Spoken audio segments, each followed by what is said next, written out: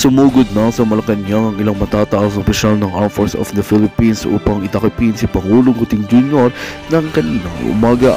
Ayon sa mga ulat, nag-ugat ang hakbang na ito sa mga aligasyon ng katiwalian laban sa Pangulo, kabilang na ang mga umano'y paanomalya sa paggamit ng mga proyekto at pondong pinamamahalaanan ng gobyerno. Matindi ang tensyon sa paligid ng palasyo habang patuloy ang operasyon ng mga militar.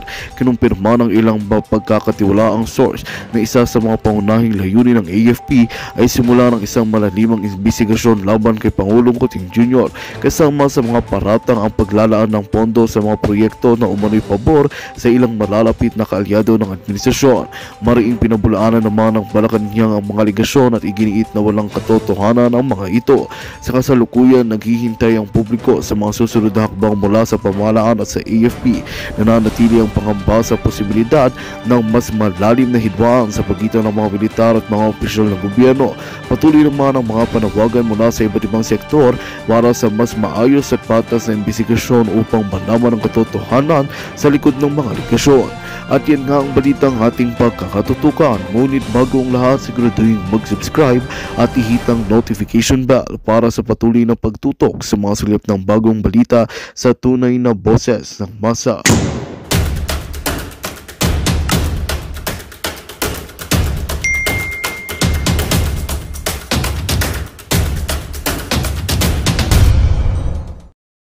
Gusto ko transparency.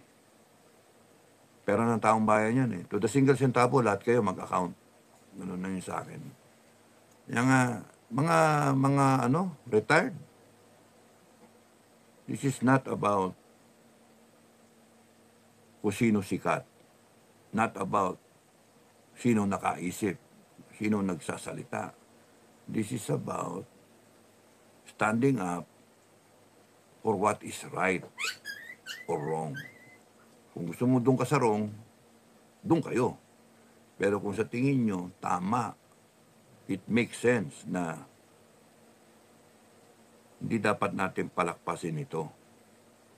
Kasi ginagago tayo. Then we better do something about it.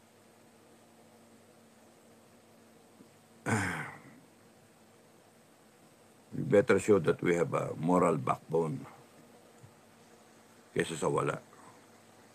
Sayang yung 30 plus years na service sa gobyerno and then you have nothing to show for. Sasabihin nyo, medalya, rangko, and yet you cannot even discern what is good.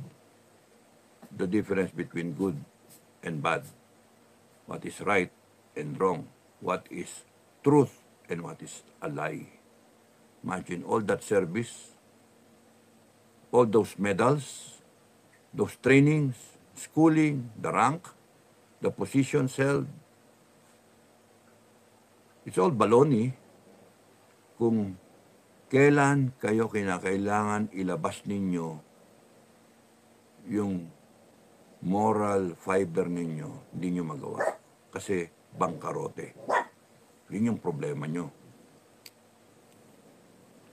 And buti pa yung sundalo, mga FGF, no?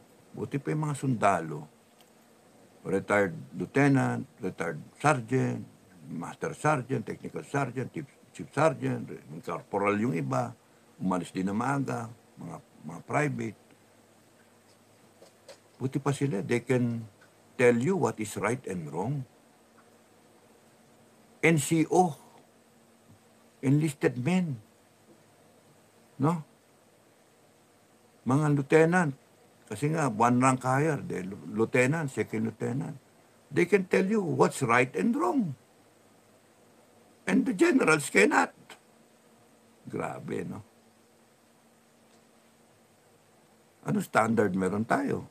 Pero okay lang. Okay lang. The country doesn't need yung mga general. What the country needs, mga tao. It's not about generals. It's about Filipino people. It's about a country trying to survive. Arrogance, corruption, injustice, yun. General, putya na, salita kayo general. Di naman kayo utak general. Utak ano kayo eh. Utak kung sino panalo, doon na kayo lalabas. Ay, nako. Gumagawa na nga ng listahan eh. Kung sino yung mga mapagkakatiwalaan eh. No? Kaya, sorry, wala. Pag ako tatanong sasabihin ko, go, no, go lang yun eh. Go, no, go. Yan. Okay yan, sir. Sige ganito. Ay, putya, wag yan, sir. Shabby yan eh. Kita nyo nga yan, tahimik. Oh. Naghihintay lang yun, tapos biglang magpe-presenta ng gusto, cabinet secretary siya, somewhere. Ano. Hindi pwede yan. Shabby. Lalabas lang pagka everything is clear. And then, would want a position. Stupido mga... All the service, for what? Kaya nga sad no? Sad.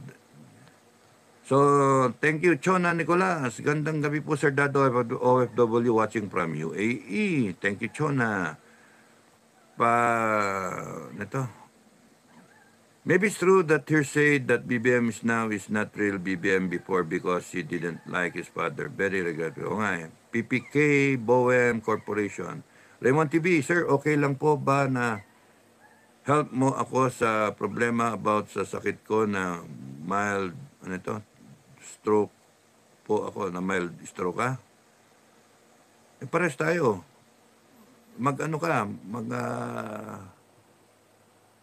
Okay. Magpa-doktor ka. Wizard of Music, BMGC, mabuhay kayo, sir. Isa mo kami sa Duterte. BP Sara, kahit walang budget, handang maglingkod sa taong bayan. BP Sara, lead for president. Sabi ni Kai. Ara Polante, good evening, sir. Thank you. Rusty Katigbak. Ayun na naman ako. Sige na. Kai, thank you for the padala, no? Ma'am San Channel, thank you. Kai, Michael, nakailang patay ka na po ng tao. Nasa vlog ko yan. 70 plus. Nag-aagawan nga yung 74, 75, 76 eh. Merong mga naka-reserve na yung 74, 75, 76. Sinintay ko na makagere para mamatay na yung 74, 75, 76. So, kung meron man ang papatayin, 77 na. Walang yan, no? Sally Bingo, naalala ko yan, sir, yung kwento mo about sa 5 SWAT na naging kaibigan mo after. Haha, ganda ng kwento mo noon para akong nakikinig ng drama. All right, totoo yun. Ang daming witness doon, Buong, peryahan yun nung pinangyarihan. Perya, daming nanonood eh. Kaya pinaiwas ko pa yung mga tao, tabi kayo. Baka mga bopol tong bumaril, tamaan kayo. Hanip yung kwento na yun. Nauwi sa inuman eh. 2 lapad eh, no? Hanip yun. Yan, yung foreman ko doon, si Richard. Nandun pa yata yung isa, anak ni, sorry, nakalimutan yung pangalan. Anak ni General Corpus, nandun. No? Isa sa mga tao ko, no? Ang dami, sila Albert. Tapos, iba nakalimutan yung pangalan eh. Tapos may mga 3 babae doon na nagtatrabaho rin. Ang dami. Sila Nora. No? Isa kong tao. Yung dati kong tao sa Greenbelt, nagko-Coney Island, taga Sorbetes. Daming witness dun. Pero wala, that moment in time, wala akong wala akong naisip ng daang tao eh. Naisip ko yung predicament ko. Wala kang baril, binilangan ko pa. Puta, marami. Hindi niyo may lalabas yung tao. Kundi sa ibabaw ng bangkay ko. Para wala nang maraming satsat. Bumunot na lang kayo, bibilang ako ng 3. Grabe yun, ano. Isa. Nakita ko isa, namumutla. Yun. Minura-mura. Inano ko, tangina mo ka, ano rangko mo? Hindi mo na makikita asawa mo. Hindi mo na makita yung anak mo. Kung may anak ka, hindi mo na makikita. Papatay niyo ako, pero papatay ako ng 2 sa inyo. Itong kaharap ko, tsaka ikaw. Siguro iniisip na ba kayo, ano? Kita mo talagang bagito rin eh. Kita yung mga bagito, you know why? Pinapaganyan pa ako eh. Ba't hindi na lang barilin ako eh, di ba? Kaya, nothing is what it seems, no? Pagka ganyan. Kaya nga minsan, natatawa ako sa ibang mga comment ninyo na sinasabi ninyo. Sige, sir, ganito, ganyan, ingat kayo sa mga comment ninyo, malalaman kayo. Intel operative nga ako, kaya nga alam ko kung some things are intended to be said. No? Natawa ako dun. Sa, yung pulis na humuhuli sa akin. Hinuhuli ako, nakataxi ako eh. Ako nag-drive ng taxi eh. Wala yung driver eh. Ako yung relievo. Sayang yung 20. Tumatakbo yung ng bangko, di ba? So ako yung that was Saturday yata. Saturday, Sunday. But anyway, pauwi na ako. Ayoko na. 10:30 na. Uwi na ako. Ayoko na. Pagod na ako. Tapos may binaba ako sa Makati Avenue. Tapos may gusto sumakay na 3. Tapos sabi ko, hindi na, brother, bossing, pauwi na ako eh.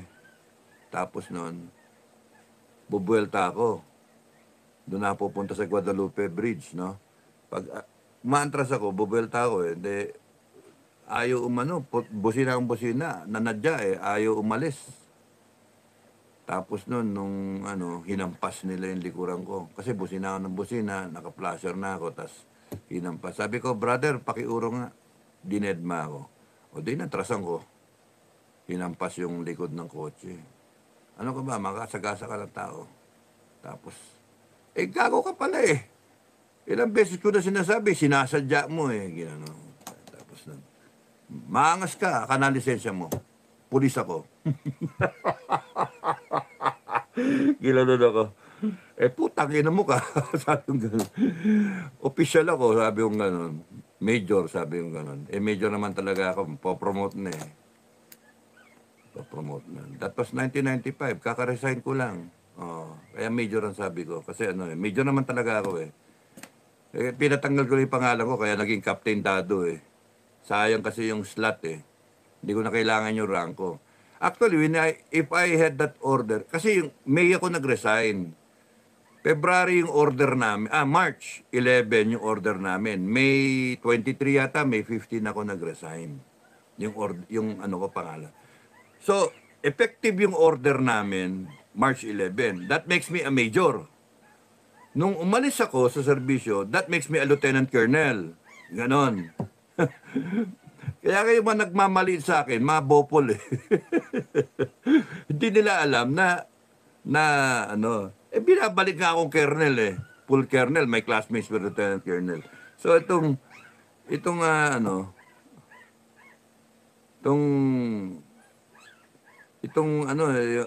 mga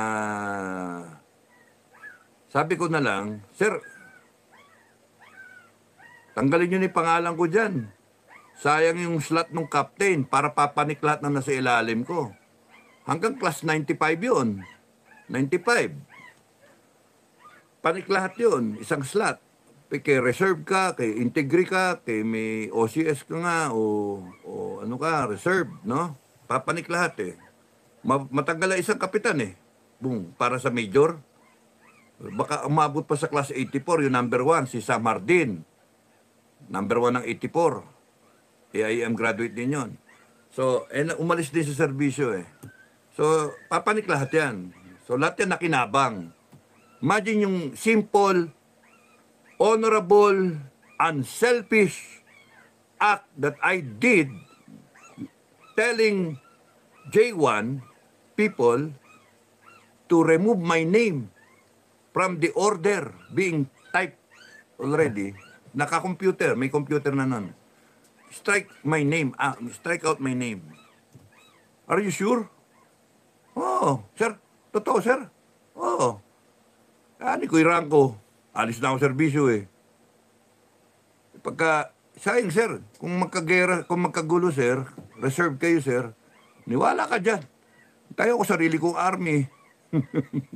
Yung pala supremo pa ako kayo. Ali ko yung may 5 milyon na tropa. Ito nga, Armed Forces, 4-star general, 150,000 eh. Si Bukay nga, dapat yan, 5-star eh. Si Bukay. Isipin mo, 5 milyon, ikaw ang deputy, tapos lahat ng mga commander nga, area commander, mga 4-star lahat yan, ma-promote lahat yan, 4-star. Pagka naayos namin yung organization, uulan ng 4-star, at saka 3-star. Bagay, what is in a rank, diba? Pero mas mahalaga kasi dyan yung performance sa commander. Yun yung mahalaga sa akin yung commander. Yung marunong mag-decide, marunong mag-take life, marunong mag-assess ng situation. Kaya nga, ay nako. So pinastrike out yung pangalan ko.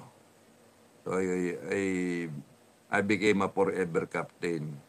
Malay ko ba na yung that simple gesture, unselfish, honorable, and unimaginable na gagawin ko. Kasi sarili ko na yun eh. Imagine, retire ka, major, 1 rank higher, colonel, lieutenant colonel, no? Kaya pala yung mga mista ko umalis na nauna pa nga sa akin, tataka ko may ID, Lieutenant Colonel. Sabi ko, paano nagawa yan? Wala, umalis na sila. 1 rank higher daw eh. May ID sila, Lieutenant Colonel. Sabi ko, hanip di mo yung Lieutenant Colonel, wala ka namang batalyon. Wala ka naman, So, ako, swerte ko, I was mentored by, legendary general, Canyeso. Yun yung lamang ko eh. That's why, simple, mamasapa sa 44. Bigay mo yung artillery. Bigay mo yung artillery ng 7 o'clock to 8 o'clock. Bigay kagad, boom. No question sas. Meron tayong differences. Putya, tsaka na natin pag-usapan. Salbay muna natin yung tropa. Ganon kasimple desisyon. Ganon dapat ang desisyon. Tapos walang grid coordinate. Hindi kailangan ng grid coordinate. Let me direct the fire. Battery, ready, 1 round. White phosphorus. Kita yung mapa, boom. Kita nyo yung river bend na yan. Sige, dyan natin puputok ha. Dyan yung putok. Siguraduhin nyo ha. Nearest 10 meters. Dyan, boom. Kahit doon sa tulay. Okay lang doon. Kailangan radio contact. Hello? PNP on the ground. Sub-trooper on the ground. Okay. Kamusta yung sitwasyon mo? Bala. Wounded. Kalaban. Okay. Yung ganun ba, normal na mga traffic na gusto mong malaman, information, kasi very important, makuha mo agad information, extract information, habang nagbabakbakan, in that so short a time, you have to direct everything, na kunin mo lahat. Kasi baka makat yung para mahuhulaan mo na. Kasi nakuha mo kaagad. And then, magdadirect ako ng fire, ha? Ikaw ikaw magsabi sa akin, by clock method. First round, bunk mo na. Wala na maraming ek-ek. Basta, bunk mo na. First round. Saan pumatak? By clock method. 12 o'clock being north. Saan pumatak? Simple. Ang kailangan mo lang yung oras at saka yung distance. Yun yung location ng tropa. Sasabihin niya, Sir, 200 meters, 2 o'clock. Flat. Flat na sa mapa. Kasi alam mo ngayon yung unang putok eh. Ikaw ang nag-direct ng putok. Yun yung, ewan ko ba yung sa, ewan ko ba? Yung mga, nung sa Senate investigation, ewan ko ba? So, flat ka. Bungkuna na. Ito, sa river bend o whatever, terrain feature na alam mong ano. So, malapit na sila sa tulay. Malapit na sila. 200 meters o 300 meters o 400 meters, estimate. 12 o'clock, 2 o'clock. Ayun, nandun yung tropa. Ayan, no? Ito yung plat, dito nag-plat. 12 o'clock being north, di ba? 1 o'clock, 2 o'clock, o ayun, nandito. And then, distance, 2 o'clock. Bung ko na. Ito na yung tropa. Okay. Nasaan ang kalaban? Saan yung kalaban? Kung ikaw, yung position mo, being, yung 12 o'clock is north. Sir, nasa 12 o'clock yung kalaban. Actually, napapaligiran na kami. Tapos nun, mga 100 meters away, 50 meters away. Okay, walang problema. Patak! Boom! Second round. Lalayuan ko. Bakit? Baka tamahin trope. Lalayuan ko. Bakit? Psychology. Pag alam ng unang patak ng kalaban yun, si hudyat na yun mag-withdraw. Kasi unang patak na yun eh. Yung unang patak do sa yung white phosphorus. Second patak, white phosphorus pa rin. Pagka ganun, nilayo man ng konti sa tropa, takbo yun.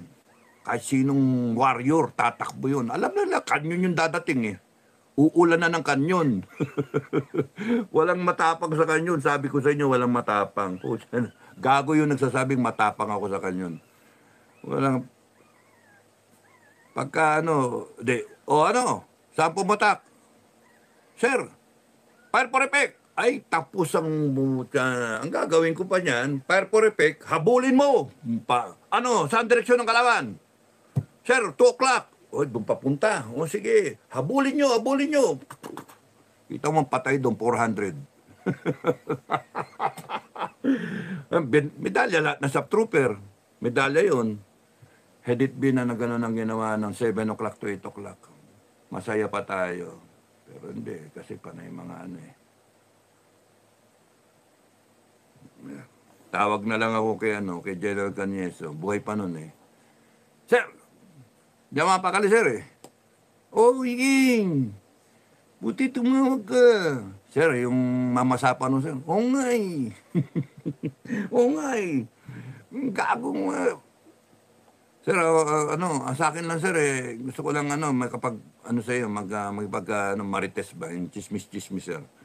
Kasi sir ako, gusto ko ipatak ibigay yung para support ng 7 to 8 mga ganun ba. Right away. Ako rin, ganun din ang gagawin ko. Ayun na, na kami. Kagal niya na kami, okay na. Happy ako nun kasi yun yung commander. Tsaka mo na pag-usapan yung pumasok ka sa area ko na wala akong alam, binastos mo ko, PNP, AFP. Tsaka na pinag-usapan yung pagkatropa na pinag-usapan, mamamatay yung tropa pagka di ka kumilos. Pinihiran mo pride eh. Yun yung mali ng mga commander. Pride ang umiral. Ayun, patay, 44. Tapos sisihan.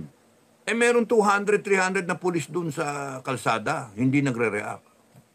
Yun na naman. Yun yung problema ng PNP. Hakot kasi kayo ng tropa. Yan, kagaya sa KOJC.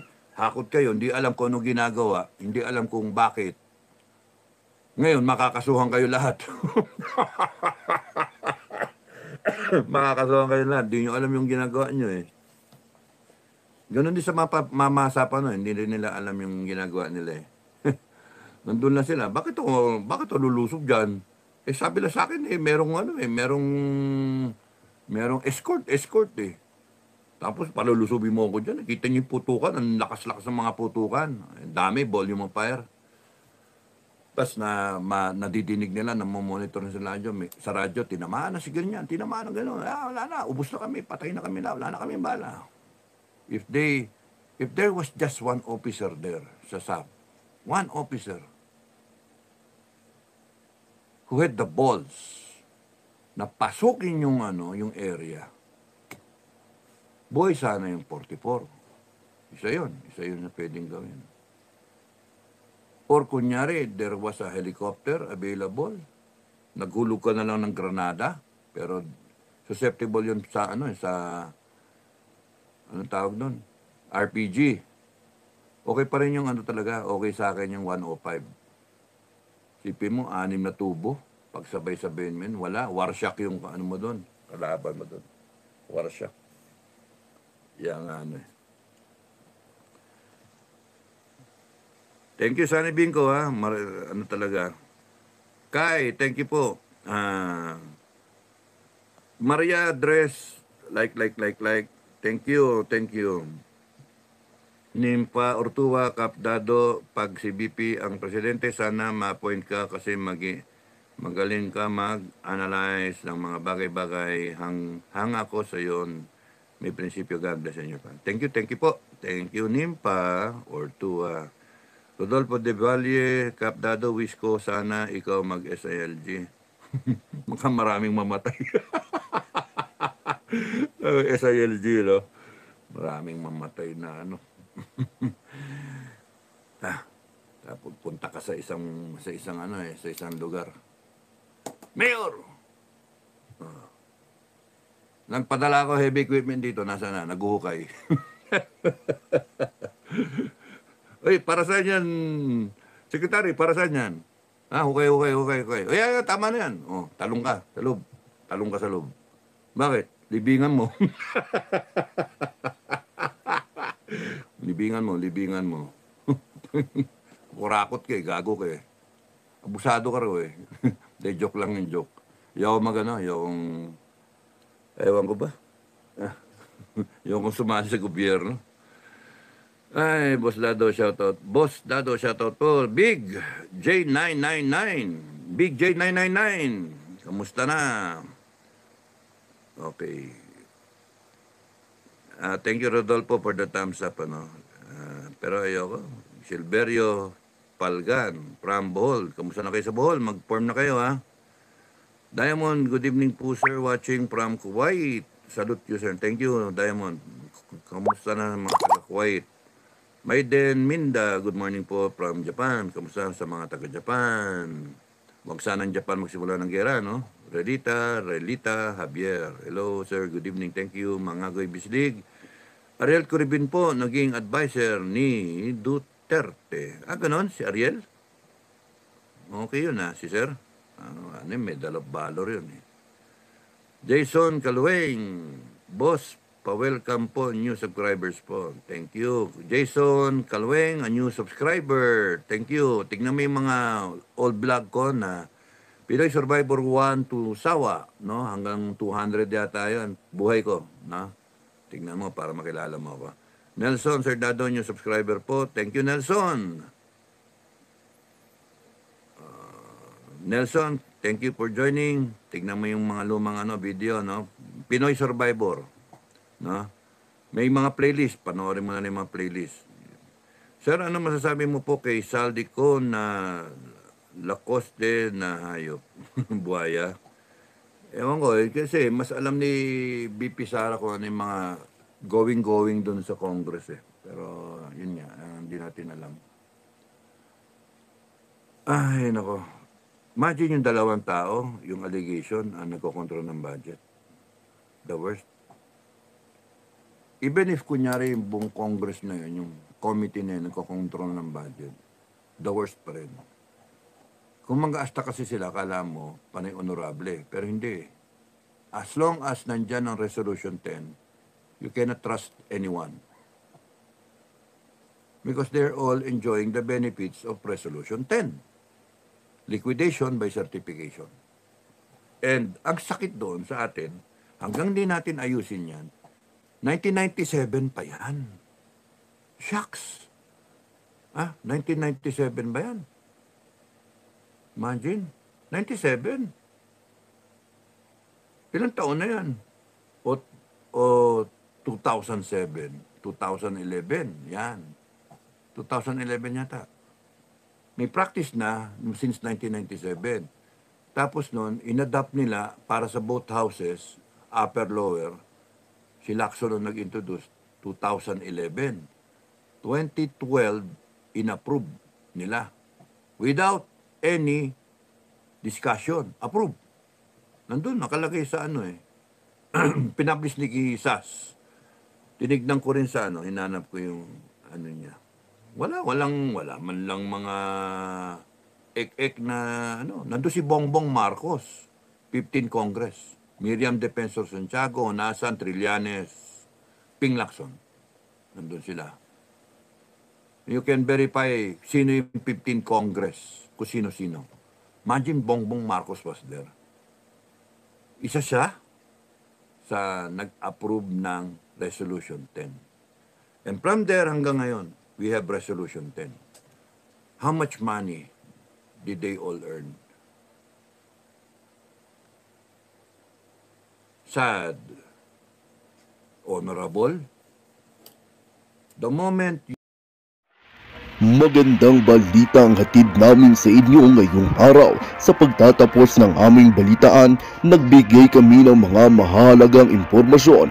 Maraming salamat sa pagtutok at pagsuporta sa aming programa. Huwag kalimutang manatili sa mga susunod na araw para sa mga bagong balita at mga kwento na dapat nating abangan. Mula sa Boses ng Masa, magandang araw, Pilipinas!